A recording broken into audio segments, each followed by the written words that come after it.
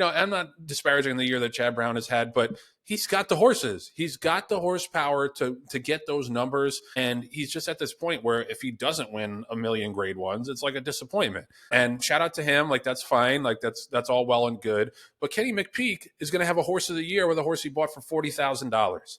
And he stepped out of the box and ran her against the boys in the Travers. And I think that counts for something. And he's had a good year too. He's had over 14 million in earnings. Like I said, he's going to have the champion, the horse of the year. And I love his attitude. And I'm just going to the quote from the story. Kenny McPeek says, "Here's the way I felt about the Travers. I had won 2 Alabamas before. I thought if I ran her in the Alabama, it was going to be a really boring race. The way she dominated the 3-year-old filly division, it was going to be a bit of a yawner, and that was going to be bad for the game. To give it a little life and inject something a little different for the sport in the summer, I made the decision to run her in the Travers because I thought she was good enough.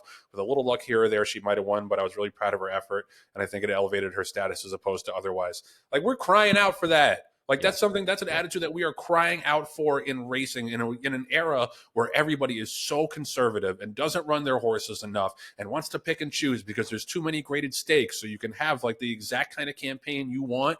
For a guy to step out of the box and to have that kind of overview of what's good for the sport and have that level of thinking, that macro level of thinking that, hey, who gives a shit if we run in the 4-horse Alabama and win by 10 lengths? Is that going to to move the needle for anybody, or is it more exciting to run her in the Travers? And it was exciting, that head-to-head battle with her and Fierceness, who's going to be 3-year-old, or one of the contenders for 3-year-old champions down the stretch.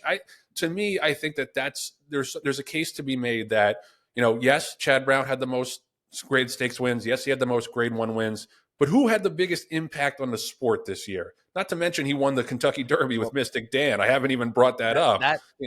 Another modestly bred horse, and just looking at the numbers, just in terms of total starts, Chad had 865 starts. Obviously, he had $1 million horses left and right.